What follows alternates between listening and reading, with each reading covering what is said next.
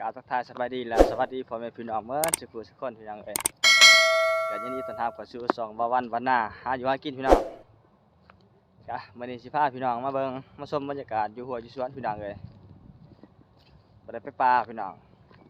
อีกมื้อจะได้กลับเข้าป่าพี่น้องเอ้ยไอ้กลับมาแต่ป่าก็สิพาพี่น้องมาเบิ่งมาชมบรรยากาศอยู่หัวอยู่สวนนะแล้วก็มาเบิ่งมาชมวิถีชีวิตกันดำรงชีวิตของบ้านนอกบ้านนาครับพี่น้องเอ้ยกับตอนนี้ก็ได้ลงมาสวนพี่น้องสวนพี่น้องเขาเองนี่แหละ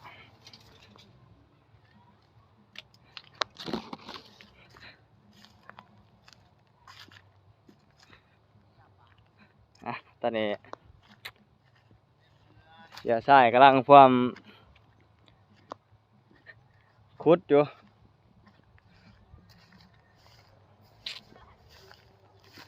นี่พี่น้องนานผักสลัดประเทศก็ความมันงามเลยโคตรงามเลย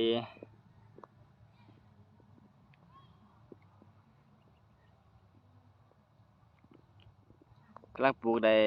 2 อาทิตย์แล้วนี่ประมาณ2 อาทิตย์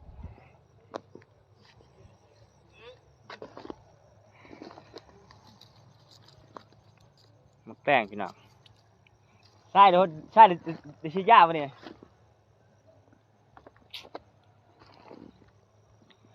เก็บเที่ยวหนึ่งประมาณ2 กระสอบเท่าไหร่อย่างเลยแซ่บเนาะ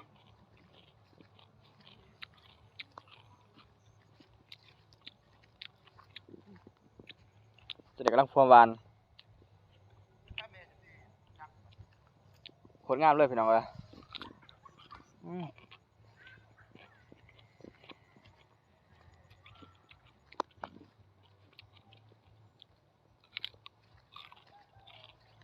โอ้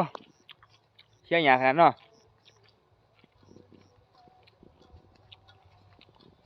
มีผักกาดเนี่ยเพิ่นตัดไปแล้วหน้าหนึ่ง7-8 แสนเพิ่นได้เนี่ยตัดไปขายเนี่ย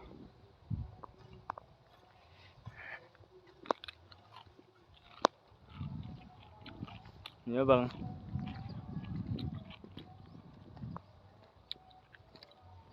มาเบิ่งมันขุดคุมมันแกล้งวิธีการขุดคุมพี่น้อง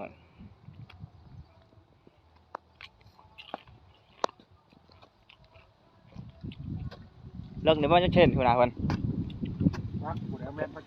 มันไม่ได้มาแท้เดี๋ยวเราประมาณ10 เซนเนาะมันจะขึ้นเลิกตัวเนาะอินมันไม่ใช่เจ้ามือหรือคุดเนี่ย3 เดือนว้า3 มื้อแม่นติ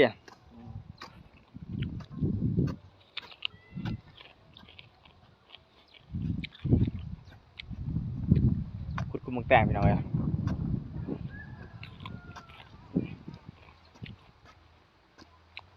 มึงข่อยประกาศกินข่อยฉีดยามึงข่อยตัวนั้นก็เดือดแล้วเนาะฮะตอนนี้ทานหน่อยเพิ่นเจ้าของสวนเพิ่นพี่น้องเอ้ยเพิ่นกำลังเสียหญ้าเสียยุ่งโอ้แล้วก็แม่นลูกสาวผักกาดผักสลัดพี่น้องโอ้เต็มที่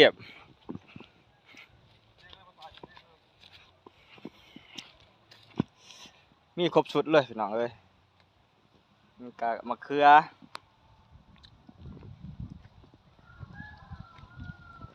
โอ้ยผักสลัดจะเป็นงามงามดีเลยเอ้ยเห็ดอันนั้นเนาะยำผักสลัดเนาะอันเดียวกะหอมแผ่วหอมป่นผักกาดทองนี่ผักแผ่วมีหอมบัว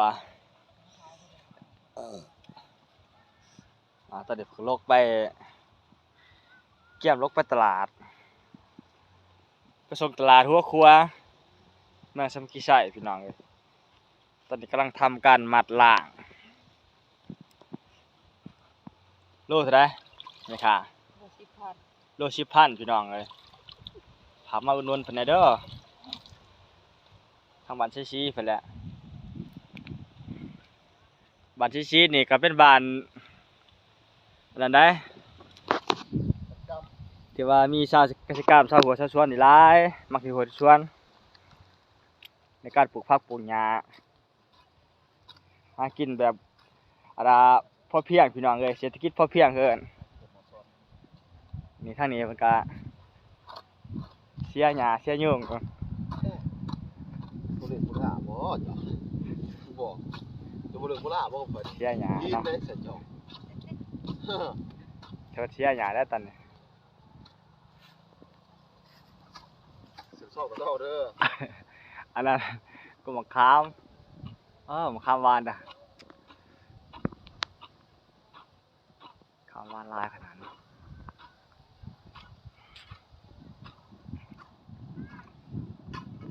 เฮ็ดหยังหาอนนท์เก็บผักช่วยแม่จะบ่หาเป็นคนหูผู้ดีแต่ว่าปานนั้นว่าสิเอาผัว ปานนั้นจะได้ผัวแล้วเว้ยว่าสักหน่อยก็ใช้ลูกเคยได้หน่อยแม่นบ่นนท์เอ้ย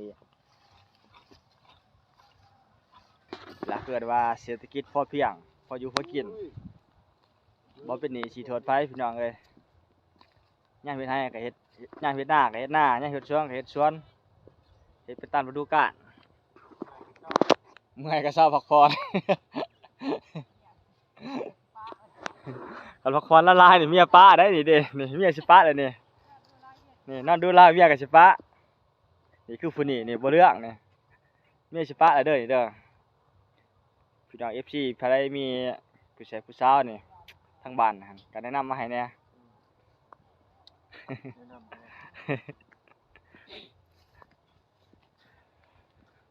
อากาศเย็นดีพี่น้องเอ้ยโอ้ยคำล่า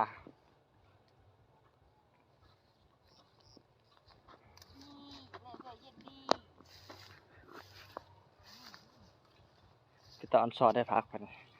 งามเลย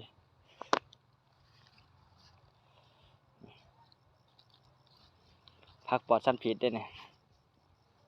ย่างคุณรู้แล้วปวดท่านผิดกับพี่น้องสิจ้าอยู่กูมือ ไปสิพาไปเบิ่งลงน้ำไปเบิ่งน้ำเช่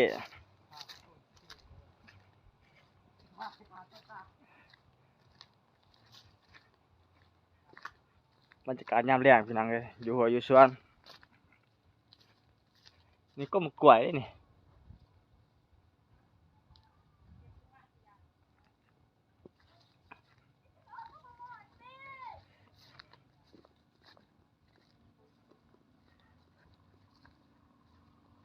เขาเล่นไรหมองบ่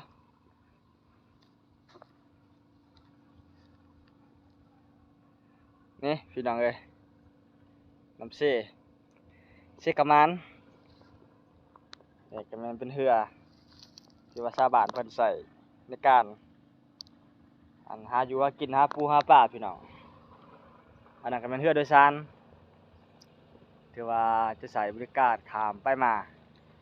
ระหว่างฝั่งนั้นมาหาฝั่งนี้พี่น้องคนหนึ่ง2,000 กีบพี่น้องถ้าหากว่าเป็นรถจักรซ้อนท้ายก็10,000มื้ออื่นมื้อพี่น้องเอ้ยสิพาพี่น้องเข้าป่า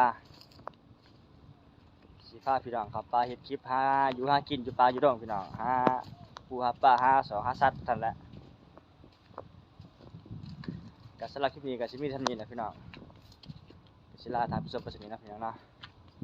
บ๊ายบายพี่น้องอยู่ดีมีแห้ง